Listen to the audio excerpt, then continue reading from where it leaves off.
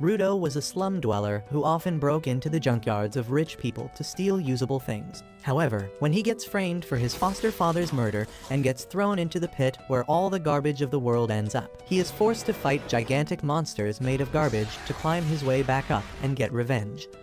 The world is divided into two parts. On one side, there is the pristine city with rich people living their best lives, and on the other side, there are the slums where people like him belong. The only constant is the pit, where all garbage ends up, including criminals. The rich people who live in the city casually throw away even slightly damaged items without hesitation. Like the woman who tells her daughter to throw away the puppy toy she just bought because it got damaged. She tells her that the toy will become ugly if they try to repair it, and they can just buy another one later. The girl has no problem with that, and her mother throws the puppy along with other garbage into the small garbage vent that leads it straight to a truck in an underground tunnel that leads to a giant trash collection site. However, the young Rudo is inside the trash collection site too, eyeing the stuff the trucks are carrying. He sneaks into the trash collection site and enters one of the rooms, but unfortunately, one guard hears some sound coming from the room, and he immediately checks inside to find someone rummaging through the garbage. The guard barges inside the room with his gun pointed at the trash thief Rudo, calling him a disgusting degenerate who is threatening the beauty of the city by hoarding trash. Rudo doesn't even respond to this because he hears those things every Tuesday. But then the guard sounds the alarm, calling for backup. Just as more guards arrive there, Rudo throws some garbage bags at them, and the clean freaks can't handle some raw eggs on their uniform, so they just watch him climb up the vent without doing anything. Rudo comes out of the vent near the exit, but the gate closes on his face, and just then, more guards come there. Open fire! Stop here!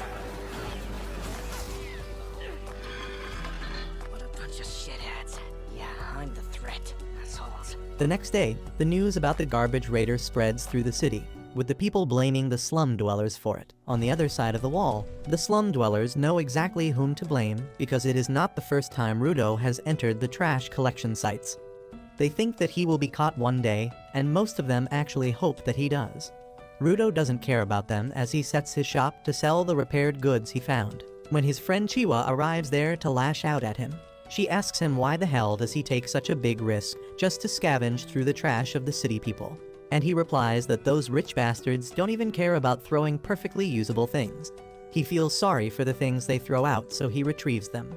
And since he can get some money by selling them, it is even better. Chiwa seems to understand him, but just then, 3 boys arrive there, clenching their noses as they say that someone reeks of garbage here. They tell Chiwa to stay away from Rudo, or she will smell like garbage too. They insult his thick black gloves that he has not washed since Obama was the president, and say that just one touch from them will give anyone rashes. One boy kicks the lantern Rudo just fixed, saying that no one will buy this garbage from him. He says that Rudo's hands are even creepier than the gloves, which is why he keeps them hidden. Rudo silently hears everything they say, but when one boy calls him the son of a murderer, he suddenly gets furious. The boys, however, don't stop, saying that the slum was made to imprison criminals and the people who live here now are their descendants. That is why they always try to keep their reputation clean, but Rudo's dad brought shame to them by becoming a murderer. Rudo can't tolerate the insults anymore, and he gives a death stare to the boys, who crap their pants and immediately run away, still cursing Rudo and saying that he will become a murderer like his dad one day. Rudo then quietly starts fixing the lantern again, and Chiwa tells him that she believes that he is a good person who will never turn out like his dad. He gets embarrassed on hearing that, but before he can thank her, Chiwa's attention goes to the puppy toy he got from the dump last night. Turns out, Rudo brought the puppy as a gift for her in the first place, but before he can give it to her and increase his risk score, Chiwa's mom comes there and takes her away. Rudo heads home after that, and finds his adoptive dad Recto waiting for him. Recto suddenly starts mimicking how nervous he was while trying to give the puppy to Chiwa, and Rudo turns red because he didn't spot him watching them. Recto tells him that they will talk about it later because first, they need to talk about Rudo's little trip to the junkyard. Recto tells him that he doesn't need to push himself so hard because they are not that broke. He thinks that Rudo feels a bit indebted to him because he adopted him after his biological dad was thrown into the pit for being a murderer. But Rudo says it is not like that. He tells Recto that he considers him family, and he is just trying to do his part. Recto simply tells him to be this honest with Chiwa too, and Rudo suddenly fumbles hard, injuring the gun wound from last night. Recto immediately starts giving him first aid and also changes the bandages around his hands while he is at it. As Rudo looks at his hands, he recalls how they have been injured for as long as he has known. People always judged him for that, and sometimes his wounds started hurting like hell out of nowhere. Then one day, Recto gave him the black gloves that magically suppressed the pain. After Recto is done tending to Rudo's wounds, he tells him to confess to Chiwa soon or someone else might swoop her away, and while the two of them are bantering about it, a creepy masked guy listens to everything from the streets. The next day, Rudo finally works up courage to tell his feelings to Chiwa, and heads towards her home with the puppy. But on the way, he comes across a scene that is not really rare in the slums. At the edge of the slums, there is the pit, where all garbage and serious criminals are thrown. Today, another criminal is being thrown into the pit and Rudo can only watch the execution, wondering what happens to the people inside the pit. Just then, Chiwa comes there, saying that it is quite a brutal sight, and Rudo panics because he was not ready to meet her yet. Chiwa suddenly starts talking about the executions and other stuff, and then she tells Rudo that she doesn't want him to get thrown into the pit. She says that there might be a lot of stuff that shouldn't be thrown out as garbage, but it is not a good enough reason to risk his life. Rudo replies that Recto said the same thing and Chiwa says that it is because Recto loves him too. Rudo takes a second to process that Chiwa said that Recto loves him too, and his brain with 2 MB RAM understands that Chiwa means that she loves him. She gets flustered on realizing that her words could be interpreted that way, but Rudo has already lost his mind. He falls on the ground, clutching his face, and then gives the puppy toy to Chiwa, saying that she might not want it because it came from the garbage, but he thought the puppy would be happier with her.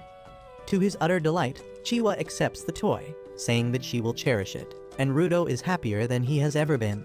He jumps and dances on his way back home, thinking that he needs to boast about it to Rudo immediately. On the way, he bumps into some guards who don't even bother with him, but he is curious about why they are in the slums.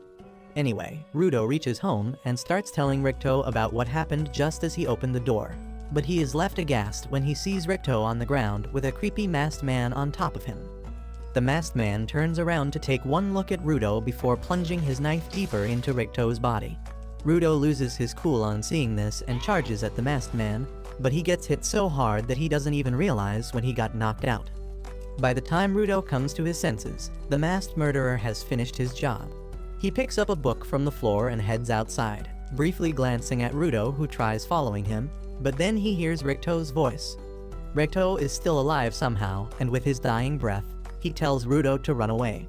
Rudo immediately goes next to him, promising that he will get help, but Rudo just tells him to run away and change this shit heap of a world into something better. With that, Rudo's body falls limp and Rudo can't process what is happening. Just then, the soldiers arrive there and they zap Rudo, believing him to be the murderer. They pin him to the ground as they tell him that he is being arrested for murder, and Rudo tells them that it was not him. The guards tell him that nothing he says matters anymore because they caught him red-handed. He keeps trying to tell them that the real murderer has just left the house and they can still catch him, but the guards don't even want to listen to him, so they just knock him out using the traditional method of punching him in the head.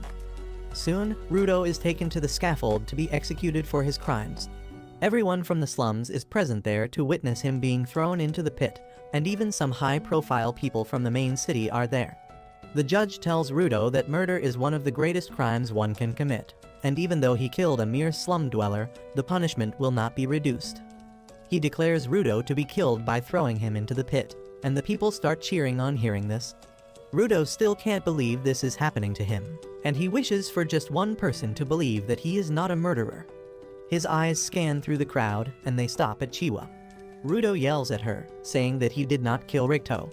He asks her to find the culprit, but she just says that she trusted him, but he was not worthy of that.